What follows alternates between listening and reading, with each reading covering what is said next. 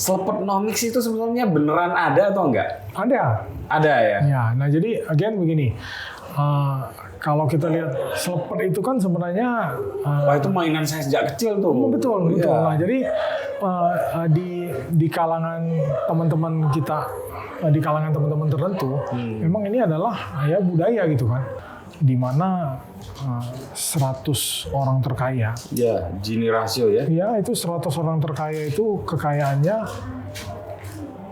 jauh lebih besar daripada 100 juta orang Indonesia dikumpulin semua. Ya. Ya kan?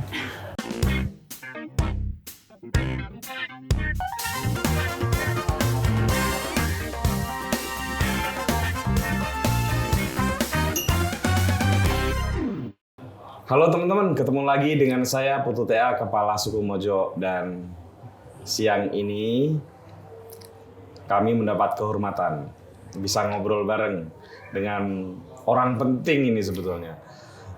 Orang yang selalu dijadikan panutan oleh anak-anak muda Indonesia karena keberhasilannya membuat salah satu marketplace terbesar di Indonesia. Bro Leon Alpha Edison, bener ya? Ya, betul. Namanya kok Ya. ada Alpha Edison? Itu kebijaksanaan orang tua saya. Ya, belum waktu lahir belum bisa usul nama ya. Iya. Ya. Tapi ternyata bagus sekali. Jadi bersyukur mendapatkan nama dari orang tua. Nah, Anda berasal dari Pontianak tapi pernah kuliah di Jogja. Oh iya, benar sekali. Saya dari Pontianak, lahir, besar, sekolah sampai SMA di Pontianak, kemudian kuliahnya di Jogja. Bro, saya mewakili Kru Mojo, thanks. Selama 4 tahun bisa bekerja sama juga dengan Tokopedia. Amin. Semoga bisa lestari lah kerjasama ini. Maju terus. Nah, dulu dari Pontianak itu kota yang menyenangkan. Saya 5 kali ke sana. Wah, hebat. Tapi ada yang agak aneh. Warganya peminum kopi yang kuat, tapi di sana nggak ada kopi.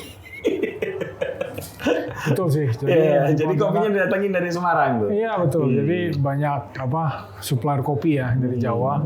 Saya juga ada satu kenalan juga di Jogja kayaknya, nggak jauh dari Jogja. Dia juga mensuplai beberapa biji kopi lah ya ke beberapa coffee shop di Pontianak. Kalau orang Aceh peminum kopi di kedai-kedai itu saya nggak heran. Aceh banyak biji kopi gitu ya. Di Sulawesi orang ngopi wajar gitu ya.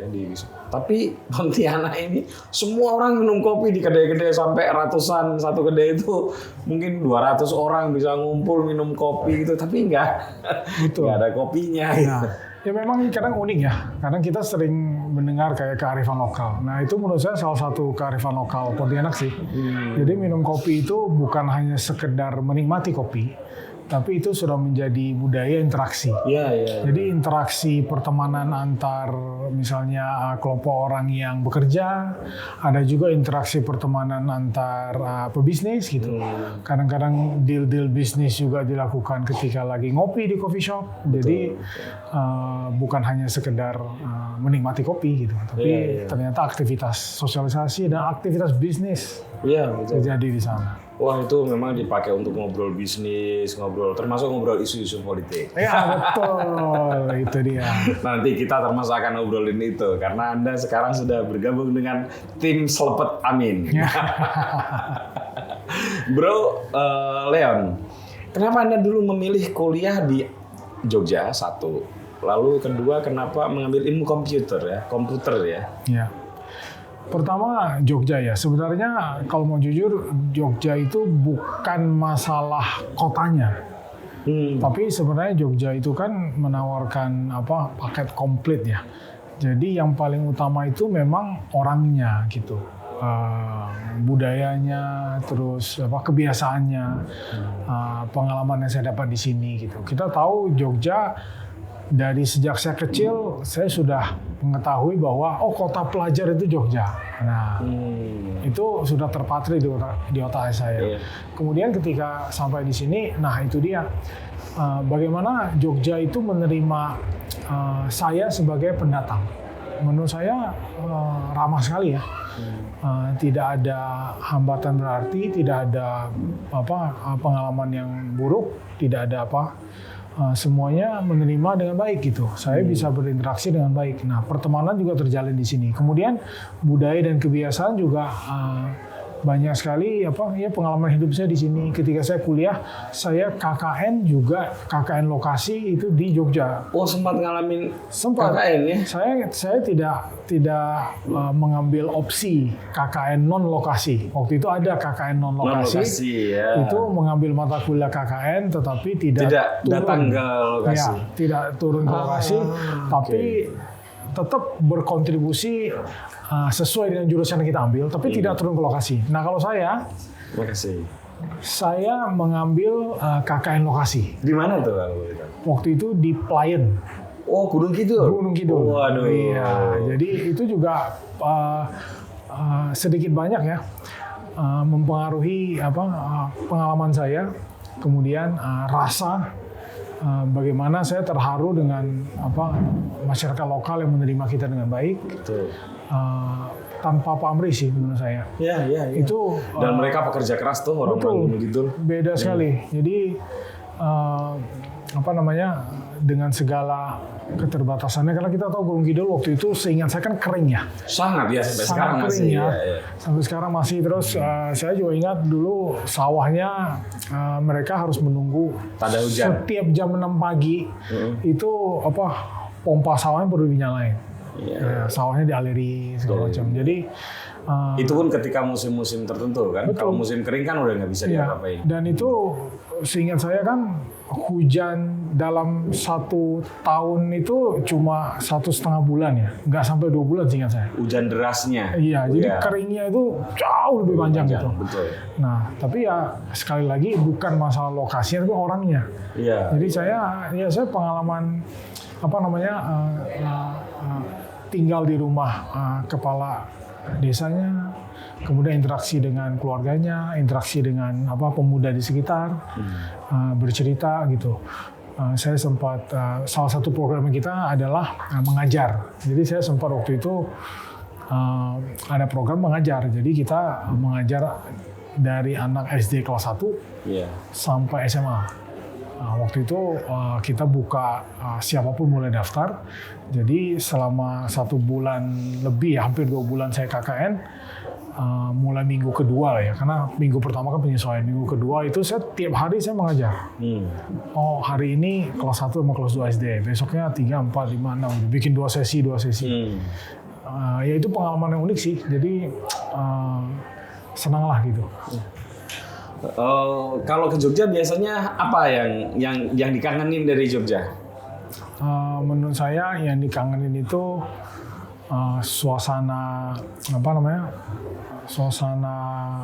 saya datang itu ngadepin orangnya gitu. Terus ketika kita berbicara, interaksi, ngobrol, sopan santunnya itu beda banget ya. Jadi ini benar-benar kayak wah, ini benar-benar kesantunan yang tiada duanya lah gitu. Itu yang saya paling kangen sih. Jadi misalnya contoh makan di pinggir jalan saja, kayak gudeg ibu kota misalnya, itu pelayanannya beda lah gitu. Jadi itu yang paling beda sih menurut saya. Ya kalau kuliner juga saya suka. Atmajaya Anda itu Atmajaya kampus berapa ya? Karena saya teknik informatika, itu kampus 3 namanya dulu. Jadi kampus sudah di Babarsari saya. Oh, Babarsari. Di Babarsari, ya. Babarsari.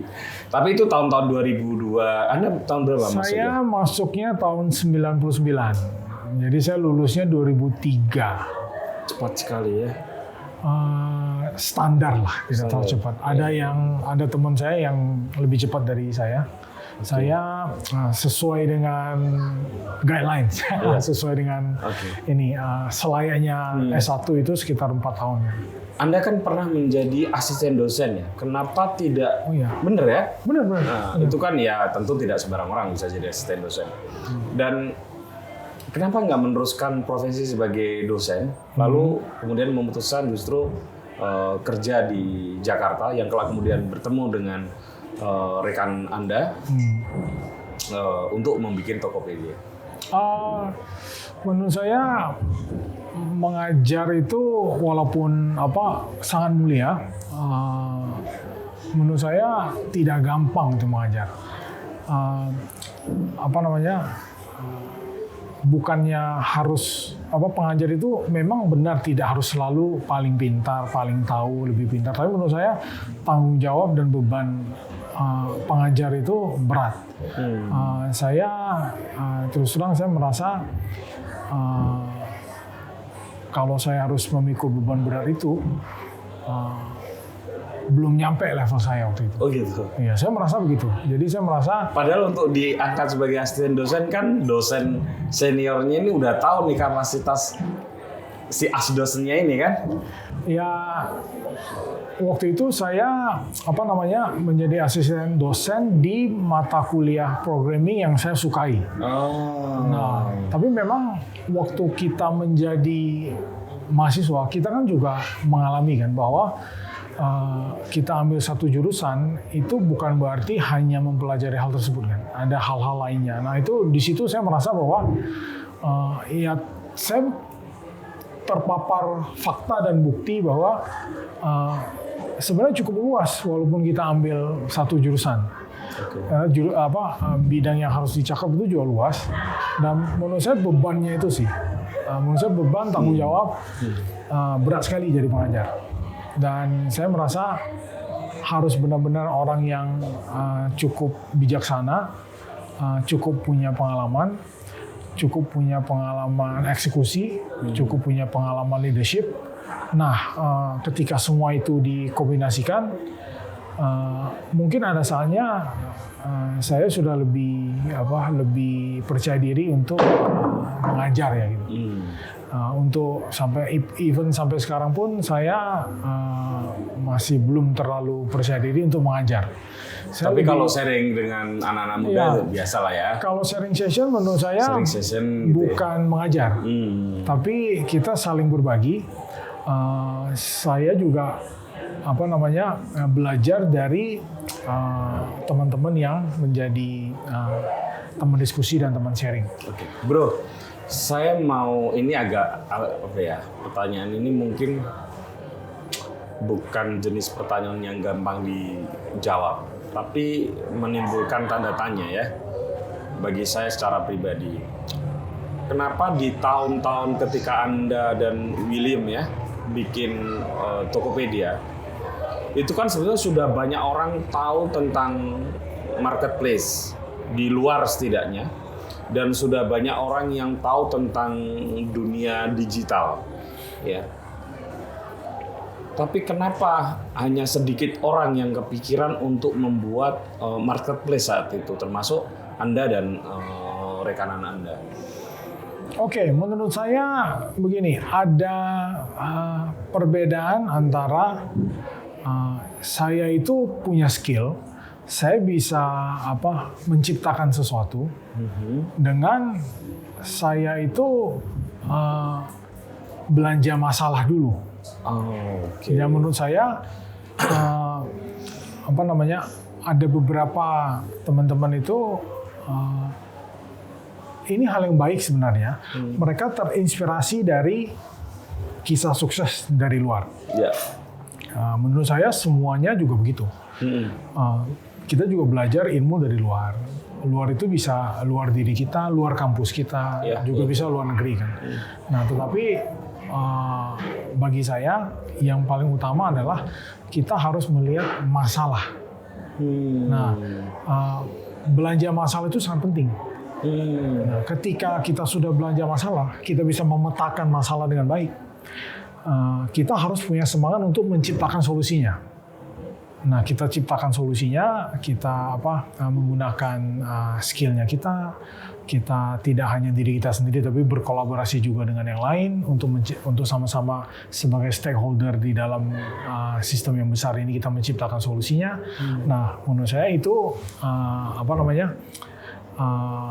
jalan yang lebih proper ya, daripada sekedar saya melihat di luar sana sudah ada produk ABC yang sukses.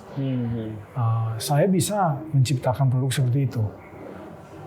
Yang terjadi adalah saya memaksakan solusi yang sudah ada di di tempat yang belum tentu masalah yang perlu solusi tersebut ada di tempat itu. Nah, itu menurut saya ini benar-benar kelihatan. Itu ibarat punya pupuk ya.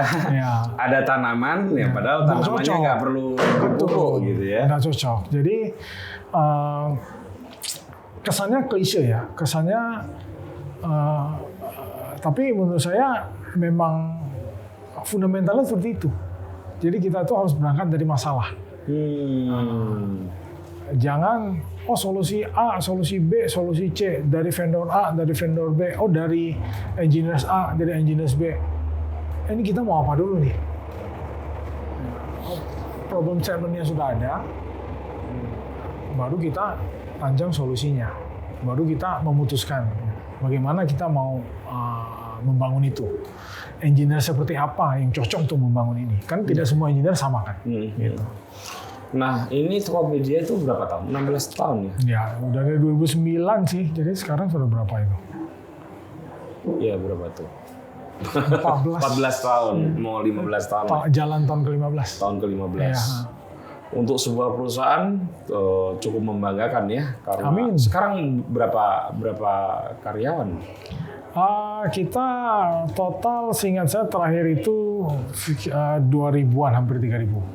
Oke. Ya. Terus melibatkan berapa istilahnya Pak? Tenant atau apa tuh? Yang toko-toko merchant ya? Ya, kita udah berapa ya? Saya udah agak lupa karena terlalu fokus. Sudah 10.000 atau ratus ribu? Karena enggak, kalau merchant aktif merchant kita sudah hitungan juta. Oh iya? Iya, karena terutama sejak pandemi ya. Itu kecepatan digitalisasi jangan kita remehkan loh. Betul. Itu cepat sekali. Jadi yang tadinya orang-orang ini kelihatannya bisnisnya itu tradisional, lebih mengandalkan tatap muka, tapi ketika pandemi waktu itu banyak sekali orang yang sangat cepat mengerti tentang teknologi dan dia tahu tools-tools apa yang bisa membantu dia, cepat sekali langsung mereka adopsi masuk ke dunia digital itu cepat sekali. Iya, betul. Termasuk ini bro, kalau di Jogja ini kan banyak sekali nih toko-toko buku online atau penerbit-penerbit kecil ya. Yang terbantu lah dengan adanya Tokopedia dan beberapa marketplace. Ya, karena tanpa itu susah membayangkan bagaimana bisa membuat judul-judul yang lebih variatif ya, karena masuk ke bisnis itu kalau menggunakan cara-cara konvensional itu susah gitu.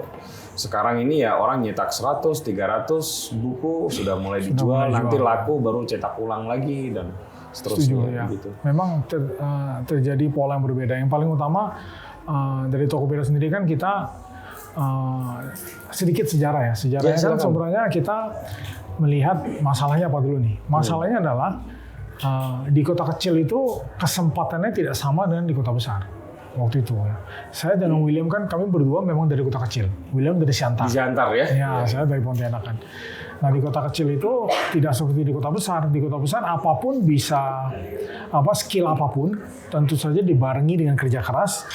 Menurut saya kita akan bisa berkarya dengan baik. Tapi kalau di kota kecil kesempatannya itu tidak banyak. Jadi kesempatan sebagai pebisnis, kebanyakan kan levelnya toko kelontong, UMKM, bahkan bukan kecil menengah tapi mikro dan bahkan sampai ultra mikro, kecil sekali ya. Nah, kenapa? Karena sebagian besar dari teman-teman di kota kecil itu tidak punya kesempatan untuk bisa ke kota besar. Hanya sebagian kecil yang bisa ke kota besar, sehingga mereka bisa bertemu dengan prinsipal, dengan distributor nasional, jadi mereka bisa berbisnis dengan lebih besar. Nah, dari sisi konsumen juga sama. Nah, dari sisi konsumen itu, di kota besar, segala produk dan layanan tersedia. Bukan hanya tersedia, tapi harganya saya tidak bilang murah ya, tapi harganya itu bersaing dan harganya itu bagus gitu. Nah, ketika di kota kecil, apakah tersedia? Kebanyakan tidak. Kalaupun tersedia, ya harganya pasti lebih mahal. Nah, itu masalah yang kita lihat. Makanya kita waktu itu bangun Tokopedia dengan dengan prinsip visi misi ya. Visi misi kita kan membangun super ekosistem di mana semua orang bisa memulai dan mencari apa saja. Memulai maksudnya memulai bisnis. Terus mencari sebagai konsumen, ya mencari apa saja gitu. Nah, misi kita kan pemerataan ekonomi menggunakan teknologi kan. Nah, itu dia. Nah, jadi memang yang terjadi adalah banyak sekali kesempatan-kesempatan orang-orang itu tidak perlu harus centralized di kota-kota besar. Betul. Ini memang digital ekonomi ini konsepnya memang decentralized. Betul. Jadi orang-orang itu tetap di kota kecil, mereka tidak perlu kemana-mana, tapi ketika mereka goes online, kesempatan produk mereka bisa dilihat oleh siapapun di seluruh Indonesia. Betul. Itu kesempatannya sama dengan orang di kota besar maupun orang di kota kecil. Keren sih, karena ya itu menghidupkan potensi-potensi daerah dengan lebih cepat sih menurut saya. Betul. Saya nggak pernah membayangkan ya misalnya kayak Wonogiri yang penghasil mete kelas hebat gitulah ya. Kemudian dengan marketplace akhirnya cepat itu. Kalau menunggu kemudian zaman ala bisnis zaman dulu alangkah lamanya gitu, atau keripik Banyumas, keripik pisang Banyumas gitu. Harus banyak sekali produksi dulu. Iya, harus dibawa ke ini. Ya, ada transportasi dulu. Iya, harus mesti didistribusikan ke Semarang dulu. Semarang ini baru menyebar. Waduh. Terus kemudian apalagi produk-produk makanan. Betul. Yang perishable ya, yang mudah rusak gitu. Kan tidak semua produk makanan itu bisa tahan lama gitu. Itu jauh lebih kompleks kan. Betul. Dari produksi, transportasi, mencapai ke pasar-pasar dan mencapai konsumen itu butuh waktu. Nah, memang dengan perkembangan teknologi dan ekonomi digital semuanya jadi serba cepat, lebih efisien, lebih fleksibel, kemudian pemerataan ya. Semua orang punya kesempatan yang sama. Gitu. Dan memang betul kata Anda, pandemi itu mengubah banyak hal sih. Saya termasuk dulu hanya beli barang di marketplace tuh yang tertentu aja. Misalnya celana, sepatu atau apa itu jarang nah. Tapi sekarang dengan pandemi bisa kok ternyata. Betul. Dan nggak ada kekhawatiran lagi gitu. Termasuk produk-produk yang elektronik yang agak mahal gitu ya, yang mungkin di Jogja nggak ada, yang nggak perlu saya mesti ke Jakarta atau apa begitu. Saya kira menarik. Nah, tapi saya mau ini dulu. Kalau kasus seperti TikTok Shop itu, bro, itu sebetulnya fenomena apa itu yang membuat kemarin, kalau Anda mungkin amati ya, diprotes oleh beberapa pedagang di pasar gitu ya. Lalu ketika dihentikan dulu tetap nggak laku juga barangnya. Itu apa tuh sebetulnya yang terjadi? Ya, ini sebenarnya masalah kompleks ya. Jadi yang paling pertama itu ini masalah tata niaga sebenarnya. Oke. Jadi kita tata niaga kita itu super kompleks. Nah, makanya ini butuh pemimpin lah ya. Butuh pemimpin. Ketika memimpin negara itu dia bisa duduk dan bisa kolaborasi, brainstorming, diskusi dengan berbagai stakeholders, kemudian merumuskan kebijakan tata niaga yang cocok, baik itu dalam negeri dan luar negeri. Nah, kalau kita berbicara tentang produk, itu kan ada kualitasnya, ada harganya, ada cara distribusinya. Nah, yang harus kita perhatikan itu sebenarnya pedagang-pedagang kita, UMKM kita, mereka itu bisa memproduksi, tapi bahan bakunya ini bagaimana? Jika akses ke bahan baku itu susah, mahal, bahkan kadang sudah mahal pun tidak ada, nggak bisa diakses. Nah, ini akan berat sekali. Jadi bagaimana kita bisa memberikan kesempatan yang sama bagi produsen-produsen, pelaku UKM dan brand owner, business owner di Indonesia untuk bisa akses ke bahan baku yang kesempatan aksesnya sama, harganya juga terjangkau lebih murah, ya kan? Nah, kemudian yang kedua kan proses produksinya. Nah, proses produksinya pasti dari kecil-kecil dulu. Tapi bagaimana kita harus bisa mendorong mereka juga supaya mereka sudah mulai masuk ke arah automation. Kayak menggunakan micro machinery, mesin-mesin mikro ya, mesin-mesin kecil, gitu ya, compact, portable, sehingga mereka bisa memproduksi sesuatu kecepatannya lebih cepat, lebih banyak gitu, dalam waktu yang singkat. Jadi skala ekonominya juga bisa tercapai dengan lebih mudah. Nah yang ketiga baru kita ngomongin distribusi. Nah distribusi ini haruslah omni-channel. Nah omni-channel itu maksudnya offline, yes.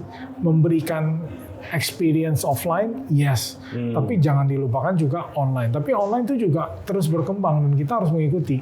Online zaman Tokopedia pertama kali didirikan dengan sekarang itu sudah agak beda. Jauh banget beda. Jauh banget berbeda. Zaman dulu bandwidth masih mahal. Jadi kesempatan orang untuk mengakses video itu sedikit. Tapi zaman sekarang bandwidth sudah lebih murah, aplikasi video sudah mulai banyak. Jadinya live shopping, video shopping, live commerce itu jadi lebih mulai naik daun gitu. Belum lagi sekarang udah banyak teknologi yang di belakang layar. Jadi engine big data dan generative AI itu bisa lebih mempermudah orang-orang untuk jualan dan ini. Nah ini 3 hal ini sebenarnya yang harus kita perhatikan, ditambah dengan tata niaga global ya maupun tata niaga lokal. Nah semua hal ini harus kita sebagai negara terutama kalau kita nggak melihat ini dengan komprehensif itu kita jadinya hanya reaktif terhadap satu kasus tertentu. Nah kasus ini sebenarnya kita harus tarik benang merahnya gitu. Nah kalau dari pandangan saya begitu, makanya melalui kalau saya pribadi saya mulai give back untuk membangun negara, saya mau kontribusi membangun negara di jalur politik itu. Kita sangat bisa untuk melihat masalah dan kita bisa mengaplikasikan ide-idenya kita menjadi kebijakan yang berdampak sangat luas, jauh lebih luas daripada kita bangun perusahaan gitu. Karena level negara gitu. Iya. Nah, Anda sudah mulai menyinggung politik ya. Jadi itu sebetulnya niatnya ya. Bahwa Anda mau saatnya memberikan kepada negara, dan karena kalau berada di pemerintahan dalam tanda kutip nih, atau di pusaran pemerintahan, maka ada banyak kebijakan yang bisa dibuat untuk memakmurkan banyak orang. Kira-kira begitu ya? Dan itu mirip dengan filosofi Tokopedia kan? Iya, jadi yang paling utama adalah saya terus terang sejauh ini saya sudah mendapatkan banyak kebaikan dari Indonesia, ya kan? Saya lahir di sini kan, diterima dengan baik, saya bisa sekolah dengan baik, bisa kuliah dengan baik, kemudian mendapatkan pertemanan, network, business network, bisa membangun perusahaan. Tidak ada hambatan berarti, nggak ada macam-macam lah. Jadi berbagai kebaikan saya sudah menerima itu. Nah, sampai satu titik saya memang mulai merasa bahwa ini sudah saatnya nih saya memberikan kebaikan saya kembali untuk membangun negara gitu. Nah itu motivasi utama saya sih sebenarnya. Pertanyaannya adalah, kenapa Anda memilih untuk bergabung dengan Timnas Amin, bukan Timnas Prabowo Gibran, dan bukan Timnas Ganjar Mahfud? Oke, jadi karakter saya itu orangnya sangat filosofi lah ya. Saya itu sangat mementingkan why gitu. Why? Di semua hal gitu. Saya bukan wow tapi why. Why ya, bukan wow ya. Why gitu. Wah, kenapa nih? Saya selalu tanya kenapa gitu. Saya harus mencerna dengan sangat-sangat mungkin tidak super dalam, super detail ya. Tapi saya harus mencerna dulu ini masalahnya apa gitu. Ini oke, solusinya bagaimana? Ini kemudian how to-nya bagaimana? Nah, kalau saya tidak paham hal-hal seperti ini di Tokopedia pun saya biasanya suka challenge timnya kita gitu. Saya suka tanya kenapa begini, kenapa nggak begini gitu. Debat yang sehat lah ya gitu. Jadi saya challenge timnya kita, tapi tim Tokopedia sendiri juga challenge balik saya. Mereka juga nggak boleh mengiyakan apa yang saya bilang. Gitu. Jadi saya itu begitu karakter saya. Nah, dalam melihat atau memilih atau menentukan pemimpin, saya juga harus tahu banyak hal gitu. Filosofi, prinsip kepemimpinannya itu harus yang sesuai dengan apa yang saya percayai. Nah, di Tokopedia kita bikin Democratize Commerce through Technology, pemerataan ekonomi melalui teknologi. Nah, ternyata ada ini calon pemimpin Indonesia yang konsepnya juga adalah keadilan, ya kan? Indonesia adil dan makmur untuk semua. Konsepnya juga adalah pemerataan. Jadi ini minimal dari prinsip kepemimpinannya sudah sesuai dengan apa yang saya percayai. Karena pengalaman saya memang Indonesia itu sangat-sangat jomplang ya. Kesempatan tidak sama, status ekonomi, status sosial kadang-kadang itu jomplang banget gitu. Yeah. Nah, yang kedua semangat kolaborasi. Saya itu kalau saya renungkan kembali, sepertinya saya tidak pernah bekerja sendiri. Saya kalau tidak ada William, nggak jadi itu Tokopedia. Cuma saya sendiri nggak bisa gitu. Tokopedia sudah jadi pun, kalau tidak ada merchants, nggak ada yang jualan di Tokopedia. Iya, betul juga sih. Kalau tidak ada mitra logistik, nggak ada yang bisa mengirimkan barang. Betul. Kalau tidak ada mitra pembayaran, user kita bayarnya juga susah. Pasti repot gitu, butuh proses lebih panjang. Nah, jadi dalam perjalanan Tokopedia pun kami bermitra dengan banyak sekali pemilih bisnis, baik itu besar maupun kecil. Termasuk kita bermitra dengan pemerintah. Nah, disitulah interaksi saya dengan Pak Anies. Waktu itu Pak Anies masih menjadi gubernur Jakarta. Ada program namanya Plus Jakarta. Plus Jakarta. Ya, programnya. Jadi plus, tanda plus, Jakarta. Bahkan tagline-nya itu Jakarta Kota Kolaborasi. Jadi udah pas banget nih. Karena saya juga semangat kolaborasinya dalam membangun Tokopedia dan kepercayaan saya memang begitu. Nah, saya merasakan bahwa salah satu program di Plus Jakarta itu adalah Jakpreneur. Jakpreneur. Tokopedia waktu itu termasuk yang diundang untuk berkolaborasi. Nah, disitulah saya merasakan bagaimana bagusnya kolaborasi antara Tokopedia dengan Pak Anies dan timnya. Bukan cuma Pak Aniesnya, tapi juga tim eksekutornya. Kemudian menurut saya salah satu yang paling sukses yang kita jalanin. 1 tahun setelah launching pertama kali Plus Jakarta itu.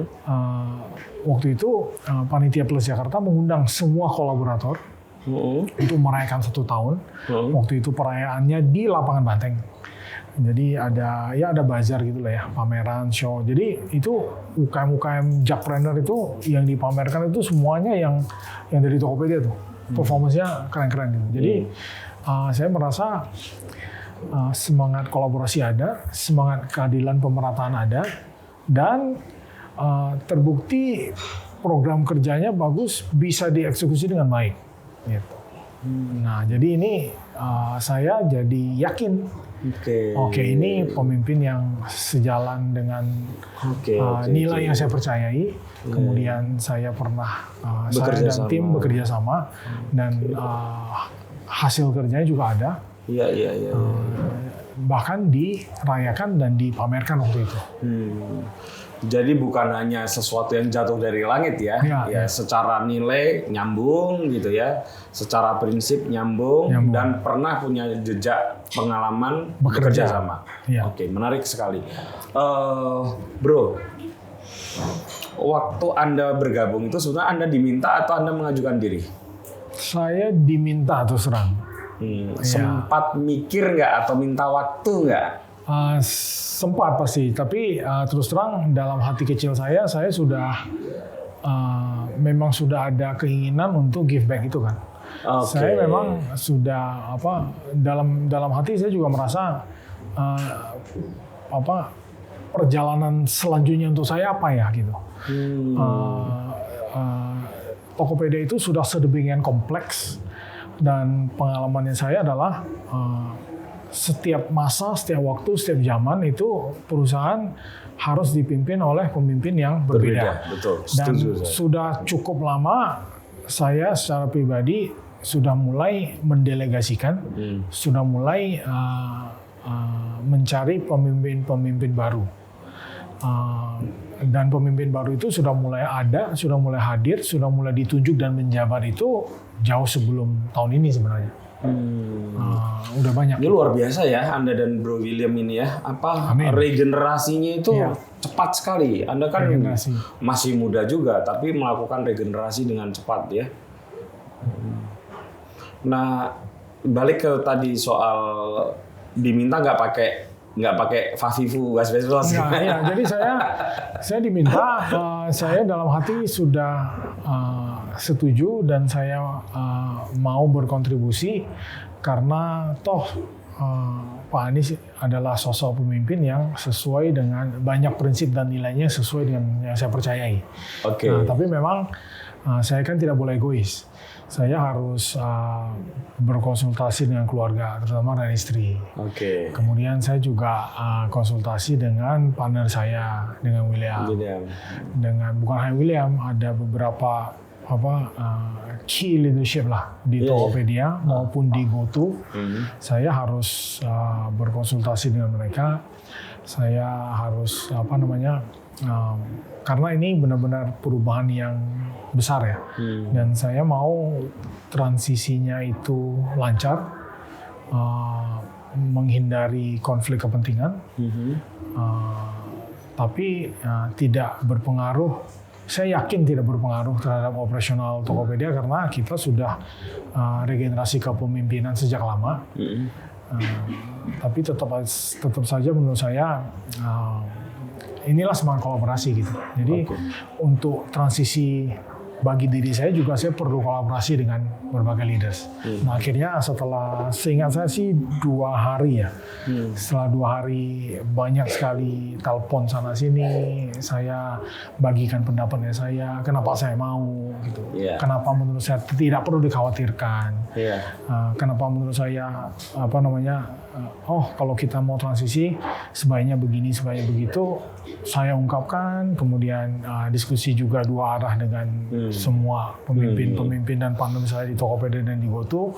Akhirnya sampai pada kesimpulan saya step down, saya resign dari Tokopedia.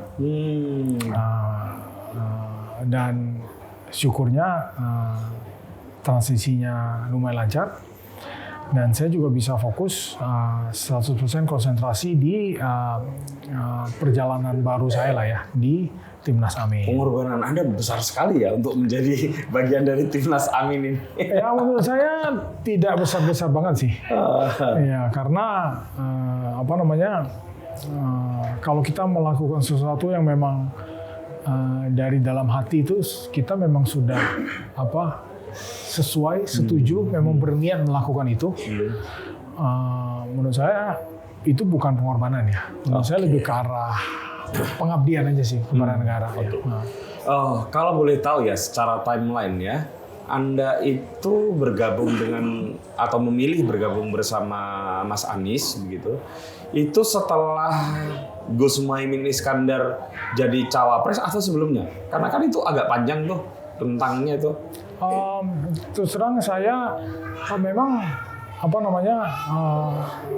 memang detail-detailnya saya nggak tahu karena proses politik kan. Tapi saya sudah berinteraksi dengan Pak Anies dan tim. Itu kan sudah cukup lama, sudah dari tahun lalu.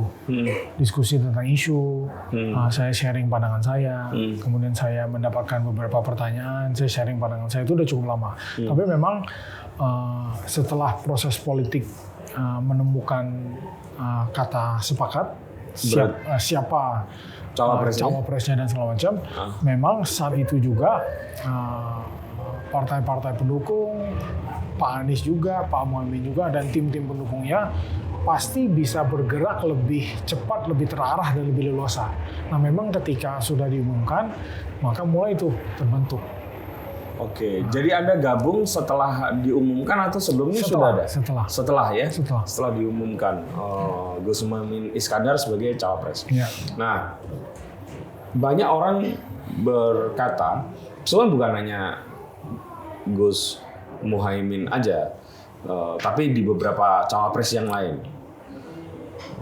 banyak beberapa pengamat politik itu melihat tiga pasangan ini sebetulnya tidak mendapatkan pasangan terbaik mereka.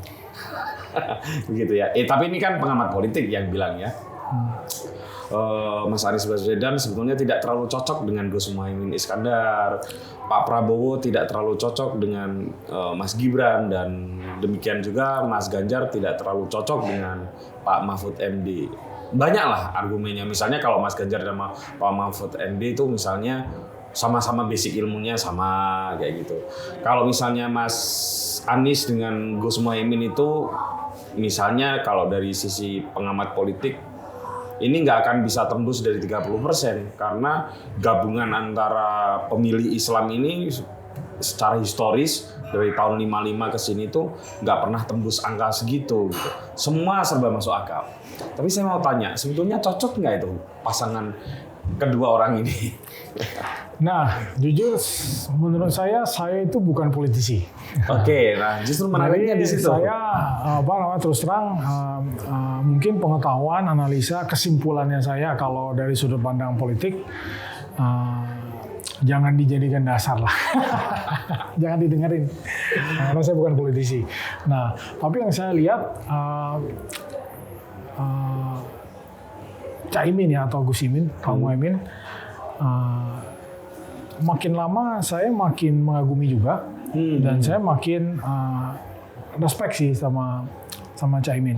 Menurut saya Caimin itu sangat merakyat ya. Iya. Dia itu benar-benar merakyat. Dia cara komunikasinya, dia cara menghargai orang gitu. Cara tidak ada jarak dengan dengan so-called bawahan gitu. Komunikasinya juga oke merakyat, dan menurut saya dia itu orangnya otentik gitu. Dia apa adanya gitu kan, tidak ada yang disembunyikan. Kemudian budaya, kebiasaan, sopan santun sebagai orang Muslim santri itu sangat terasa sih. Jadi saya tidak merasa terintimidasi misalnya. Kadang-kadang kan kita bertemu dengan seorang pemimpin itu intimidated ya. Mungkin terintimidasi sedikit gitu karena pengawalnya banyak gitu misalnya. Ini tapi saya agak jaim ya, gitu. Ya mungkin ya karena mungkin walaupun sebetulnya bukan jaim ya, tapi mungkin karena banyak urusan mukanya tegang gitu. Betul. Nah, menurut saya karakter itu sih yang saya lihat yang saya lihat membuat saya makin mengagumi beliau. Dan Gus Imin ini ya menurut saya mungkin satu-satunya capres-cawapres yang mukanya nggak pernah stres. Ya benar nggak sih? Ya saya merasa banyak sekali guyonannya benar-benar masuk di ini ini benar-benar kita kalau tertawa itu tertawanya kita juga memang kita beneran merasa itu lucu dan kita ketawa gitu. Iya. Itu sih yang saya lihat. Yeah. Dan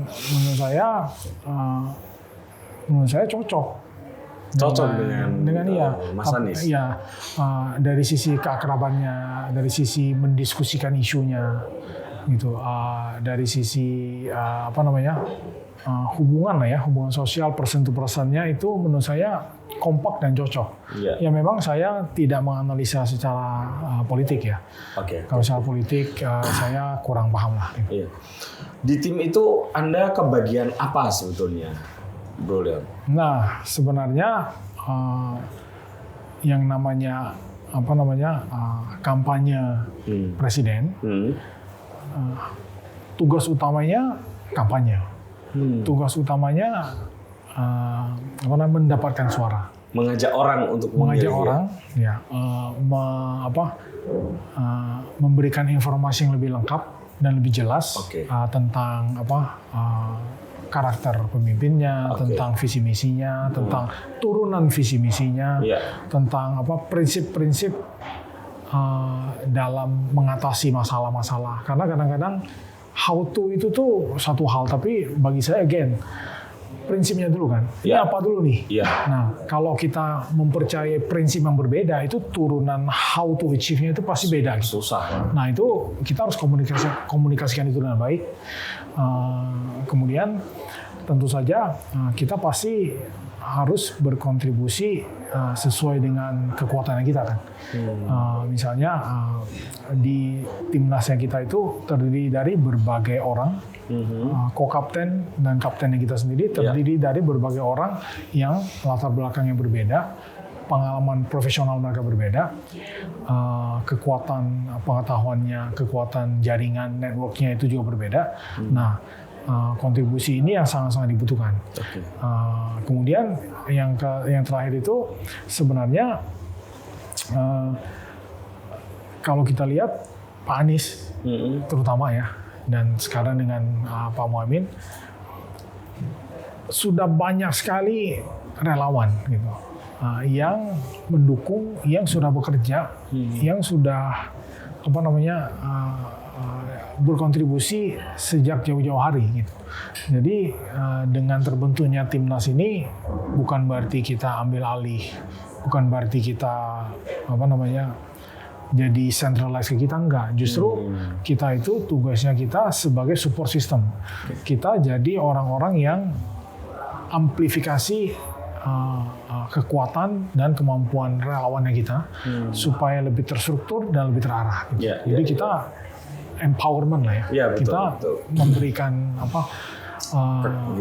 keleluasaan dan mendukung sih, support system supaya mereka bisa lebih baik. Saya bisa mengerti sih, karena kalau hanya sekedar kemunculan gerakan-gerakan relawan gitu saja, tidak termanage dengan baik, tidak disupport dengan baik, itu bisa jadi nggak jadi apa-apa gitu ya. Atau kurang powerful. Padahal sebetulnya itu bisa kalau dikelola dengan baik itu sebenarnya menarik. Dan saya dengar di timnas Amin ini makin banyak ya gelombang relawan bermunculannya, sehingga ngurusnya agak-agak gimana tuh? Ya, walaupun di satu sisi patut disyukuri ya. Patut disyukuri ya. Menurut saya kita pengalaman saya ya, kalau kita benar-benar percaya akan sesuatu, kita percaya bahwa kita nilainya sesuai dengan kita percaya bahwa apa yang kita lakukan itu akan berdampak baik dan luas. Kita tidak akan merasa terbebani gitu. Capek iya, tapi secara mental kita tidak merasa terbebani. Dan menurut saya dengan makin banyaknya relawan-relawan yang bergabung, makin kompleks iya. Tapi yang bagus adalah mereka tulus sekali sih. Jadi itu yang saya kagumi gitu. Jadi tanpa digerakkan gitu. Saya terakhir itu nonton yang testimoni, kalau ini nggak mungkin bohong, waktu Mas Anies ngobrol sama Ustadz Abdul Somad, yang ada ibu punya warung itu, yang awalnya ada anak-anak remaja pengen beli konsumsi di warung itu, uangnya kurang, ya kan? Terus emangnya untuk apa sih ini? Untuk rapat relawan Amin gitu ya. Akhirnya si ibu ini, Bu Nur atau siapa, udah sekarang rapatnya di sini semua konsumsi saya yang nanggung. Iya betul. Ya, itu memang luar biasa sih. Itu kekuatan benar-benar yaitu sebenarnya semangat gotong royongnya Indonesia itu ya seperti itu. Betul. Iya. Tapi memang ini agak fenomenal ya. Bukan agak fenomenal dalam arti ini. Walaupun mungkin tidak akan banyak kita eksplor di obrolan ini, tapi kan menurut beberapa survei terjadi lonjakan yang cukup tinggi dari pasangan Amin ini ya. Walaupun ya tentu kita nggak akan eksplor itu karena nggak banyak tahu ini sebenarnya apa. Ya kalau prinsip saya sebaiknya kita fokus bekerja. Ya. Karena nice to have kita punya informasi berbasis data. Kita juga tahu teman-teman surveyor pasti survei kan tidak sembarangan ya. Pemilihan sampel, metode statistik, metode perhitungan nggak sembarangan lah. Jadi itu nice to have untuk kita. Itu mirip dengan misalnya kalau di dunia bisnis ya kita baca infografis gitu, baca report-report. Nah tapi again yang paling penting adalah ya kita fokus bekerja, kita fokus secara internal kita juga tahu apa yang harus kita perkuat gitu. Apa yang harus kita lebih baik, apa yang harus kita lakukan biar lebih luas. Nah, kalau kita fokus di sana, menurut saya yakin walaupun di banyak survei masih kurang menguntungkan bagi pasangan Pak Anies dan Pak Muhaimin, saya tetap yakin bisa bounce back. Buktinya sudah banyak. Yang paling terkenal kan memang tahun 2017. Tapi sebenarnya kalau kita lihat ketika Pilpres di Amerika juga mengalami fenomena yang sama. Saya ingat banget waktu itu Hillary Clinton di mana-mana nggak ada yang bilang dia kalah gitu. Betul. Tapi hasilnya ternyata berbeda. Ya, saya nggak bilang survei pasti salah, karena kan dinamis ya. Bahkan sampai last minute pun sebenarnya orang masih bisa berubah gitu. Betul. Nah, jadi saya tidak kalau prinsipnya saya jangan fokus kepada hal-hal yang kita tidak bisa kontrol. Kita fokus ke hal yang kami bisa kontrol. Dan memang kalau kayak kasus Hillary itu kan ada faktor ini juga. Mirip mungkin di Indonesia nanti bisa terjadi. Karena secara psikologis manusia itu wajar ya. Orang kalau sudah merasa menang, ya udah calon saya udah menang. Ngapain saya mesti harus capek-capek ke TPS gitu. Kan banyak tuh testimoni pemilih Hillary yang akhirnya ngomong kan, tahu begini saya nyoblos. Mereka berpikir udah menang gitu. Oke, tapi gini, Bro Leonia. Sleponomics itu sebenarnya beneran ada atau enggak? Ada ya? Ya, nah jadi again begini. Kalau kita lihat Slepet itu kan sebenarnya itu mainan saya sejak kecil tuh. Betul. Nah, jadi di kalangan teman-teman kita, di kalangan teman-teman tertentu, memang ini adalah ya budaya gitu kan. Dan ditunjukkan secara visual oleh Pak Muhaimin ketika video pertama kali Slepet Pak Anies. Nah, itu maknanya kan macam-macam kan. Kita bisa memperingatkan orang, atau kita bisa menyentil orang yang jahil misalnya. Nah, tapi dan bisa membangkitkan orang. Ya, membangkitkan juga, mengoreksi juga bisa. Nah, jadi ini sebenarnya Sleponomics itu core principle itu 3 sebenarnya. Itu keadilan. Coba kita lihat banyak sekali ketidakadilan di Indonesia kan. Kalau kita baca itu gampang kok. Itu banyak informasi beredar di internet. Di mana 100 orang terkaya. Ya, Gini rasio ya. Ya, itu 100 orang terkaya itu kekayaannya jauh lebih besar daripada 100 juta orang Indonesia dikumpulin semua. Ya kan? Nah, bahkan kalau kita mau lihat detail lagi ada research yang lebih mendalam kan. Seingat saya di 2017 nih ada research itu yang top lah ya. Yang top-topnya Indonesia itu, seingat saya waktu itu ada info aset atau kekayaannya itu 25 miliar US dollar. Tapi di 2023 ya, itu top of the topnya Indonesia itu 250 miliar US dollar. Artinya makin terjadi sentralisasi ya. Bayangkan 2017 ke 2023 itu berapa tahun? 5 tahun kan? Nah, lompatan itu 10 kali lipat. Nah, kita bandingkan dengan 100 juta rakyat kita ini. Apakah lompatan mereka juga 10 kali lipat dari sisi penghasilannya mereka, asetnya mereka gitu. Kita tahu semua ya tidak begitu gitu. Jadi ini keadilan yang harus kita slepet gitu. Nah, itu kan Pak Muhaimin itu menggunakan kata slepet di momen yang tepat gitu sebenarnya. Nah, kemudian yang kedua ada kerakyatan gitu. Nah, kita tahu, kita sering ngomong ekonomi kerakyatan. Sebenarnya yang tadi saya jelaskan itu. Kalau kita lihat rakyat kecil, aktivitas ekonominya mereka bagaimana sih? Mereka memproduksi sesuatu, baik itu pertanian, baik itu peternakan, baik itu kerajinan tangan. Nah, ini bahan bakunya ini bagaimana? Ya kan?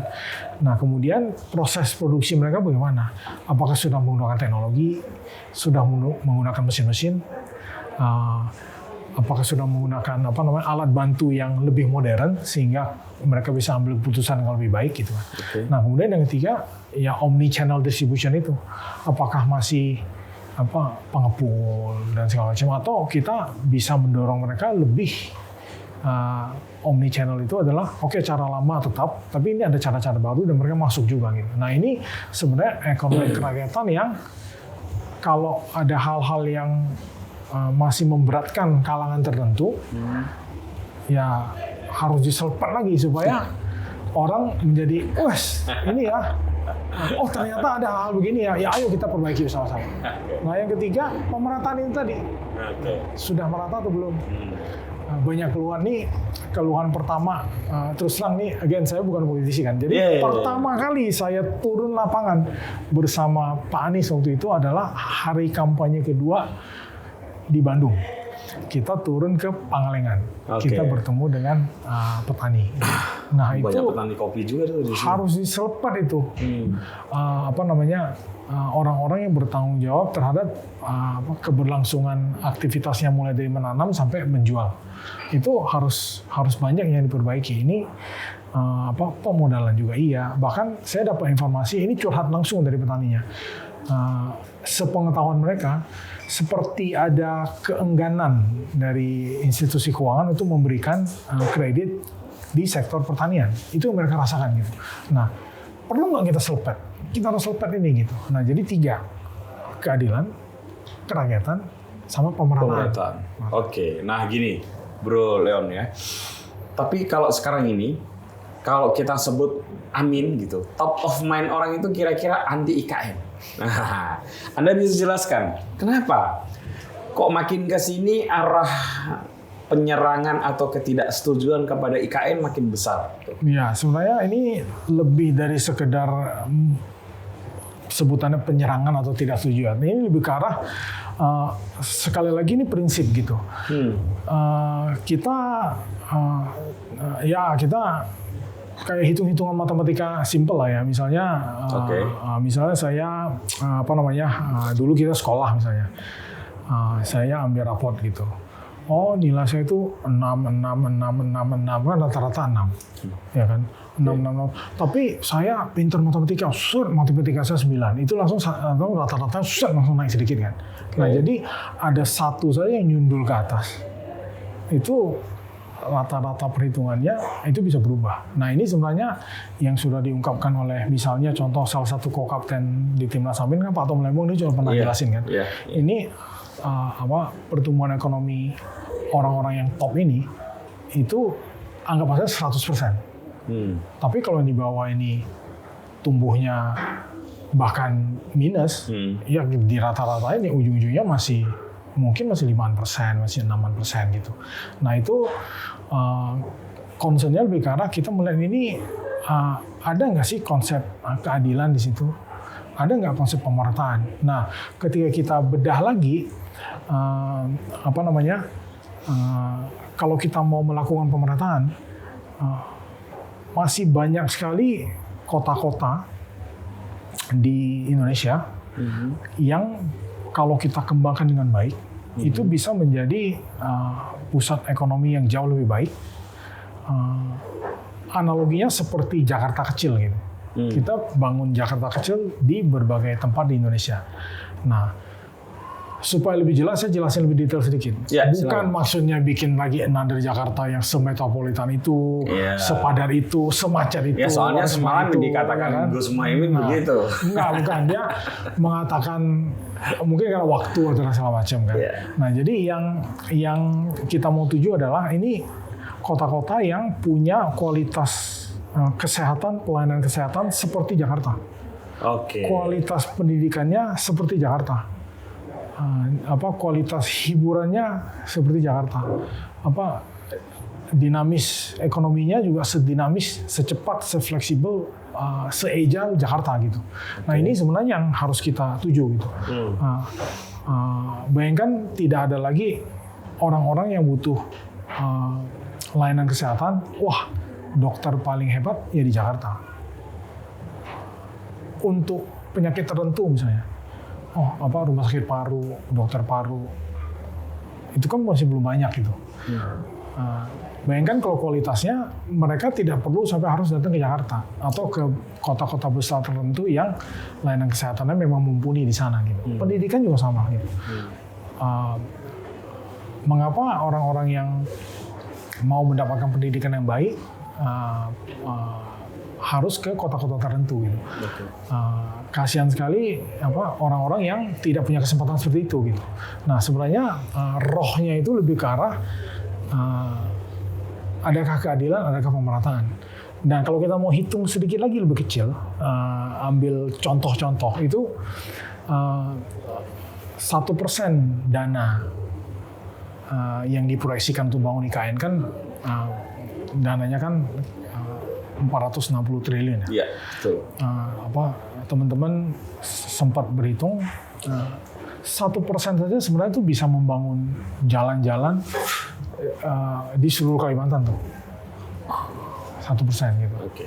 Dan kalau kita masuk ke pendidikan misalnya, sekolah-sekolah rusak dan butuh perbaikan di seluruh Kalimantan, itu hanya butuh 3% dari 460 triliun yang dibudgetkan untuk membangun IKN misalnya.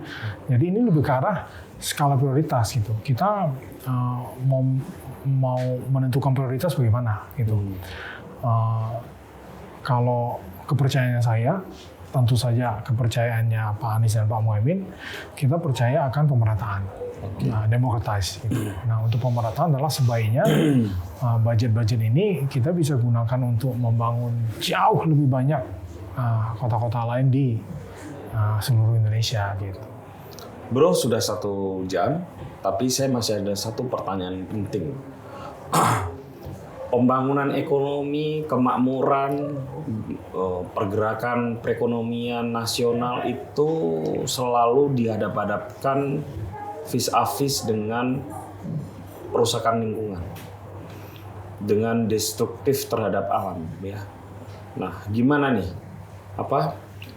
Tim Amin ini menjelaskan ke publik, terutama ini kan menjadi isu yang sangat sensitif untuk generasi muda kita, karena mereka sadar bahwa mereka akan lebih lama tinggal di bumi ini dibanding yang sudah senior-senior gitu ya.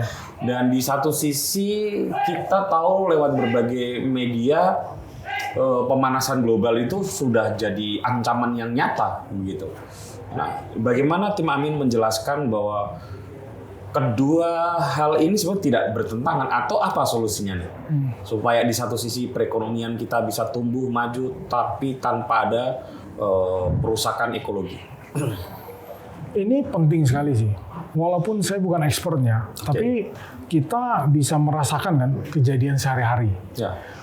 Saya yakin banyak masyarakat Indonesia, saya, Mas Putu juga termasuk teman-teman yang lain, merasakan sendiri di berbagai level, di berbagai lokasi kerusakan lingkungan itu. Pasti. Yang paling nyata saya rasakan kan di Jakarta itu polusi. Kalau kita di gedung tinggi, jam kerja ya, jam kantor siang-siang, kita lihat keluar jendela, itu kabut, maksudnya kabut debu, kayak ditutupi kabut dan jarak pandangnya sedikit gitu. Dan biasanya matahari memerah gitu ya. Betul. Nah jadi itu terasa sekali gitu. Ketika saya naik pesawat landingnya di kota lain, ketika kembali landingnya di Jakarta, kelihatan buteknya udara Jakarta. Dan anak saya sendiri sebenarnya sempat ISPA lah, batuk-batuk. Ya, sempat kita ke dokter ya, semua dokter bilang ya kalau kamu mau bisa mungkin tetap pakai masker, bukan masalah apa-apa tapi lebih sehat. Mungkin menggunakan air purifier dan segala macam. Nah jadi itu saya rasakan gitu. Jadi ini benar-benar hal yang sangat penting. Nah saya mau analoginya kayak gini. menurut saya bisnis dan aktivitas ekonomi itu yes bisa sejalan. Nah, analogi saya begini. Ketika saya di Tokopedia, awalnya kita itu kan perusahaan kecil. Awalnya kita itu karena perusahaan kecil, orangnya terbatas. Tidak bisa semua orang bekerja 24 jam, pasti butuh istirahat juga. Tidak bisa semua orang mengetahui semua hal. Jadinya skala prioritas itu jadi penting. Ya, tapi makin besar Tokopedia, orangnya makin banyak. Ketika kita develop satu fitur, itu tuh hal yang harus diperhatikan itu makin banyak. Tadinya kita cuma makin kompleks. Bikin fitur. Sekarang, fitur ini harus didukung dengan aplikasi back office yang bagus, aplikasi perhitungan keuangan yang bagus. Kalau dulu nggak apa-apalah keuangan manual dulu, sekarang nggak bisa, udah terlalu banyak. Harus pikirkan perhitungannya, perhitungan pajaknya, harus pikirkan dashboard untuk customer care kita, karena dia harus tahu pelanggannya siapa, dan ketika ada masalah mereka bantunya bagaimana. Kemudian masuk ke fraud, trust and safety. Tadinya kita masih kecil, jarang ada yang mencoba untuk menyerang, sekarang banyak yang mencoba untuk menyerang, fraud dan security. Akhirnya kita banyak sekali yang harus kita perhatikan. Nah, ketika kita kita abai terhadap hal-hal ini, ya kan, kita sudah sebesar ini, tapi kita tetap bekerja mirip-mirip dengan ketika kita masih kecil. Jadi kita cuma memperhatikan hal-hal kecil ini, yang sekelilingnya ini kita tidak pernah memberikan perhatian khusus. Yang terjadi apa? Hancur Tokopedia. Nah, menurut saya sama dengan isu-isu lingkungan. Yang perlu kita lakukan adalah, again, kata kuncinya yang saya suka kolaborasi. Gitu. Jadi ketika kita merencanakan sesuatu, itu semua stakeholder harus duduk. Gitu. Jangan kita sudah merencanakan ini, sudah timeline-nya sudah ditentukan, kategori industri sudah ditentukan, investasi, investor, pendanaan sudah ditentukan, pelaku bisnis sudah ditentukan, last minute baru ekologi bagaimana? Nggak cukup waktu. Yang terjadi apa?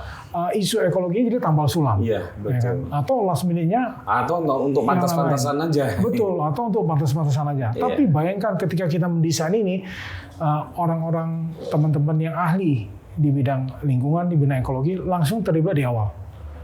Nah, mereka bisa memberikan pandangan, bisa memberikan peringatan-peringatan, bisa memberikan tips and tricks, strategi, taktik, best practice yang bisa kita lakukan sehingga rencana eksekusi bisnisnya kita itu bisa sejalan gitu. Nah, itu analoginya mirip menurut saya. Dengan semakin kompleksnya fitur yang harus dibangun, sebenarnya mirip, nggak beda jauh dengan semakin kompleksnya hal yang harus kita perhatikan dalam memutuskan kebijakan ekonomi negara, memutuskan investasi negara, memutuskan industri yang mau kita bangun gitu. Nah, menurut saya kolaborasi sekali lagi, makanya kenapa sangat penting, kenapa menjadi hal yang menjadikan saya itu sangat percaya dengan Pak Anies, karena dia sudah menunjukkan itu di Jakarta gitu. Tinggal memperluas lagi ya.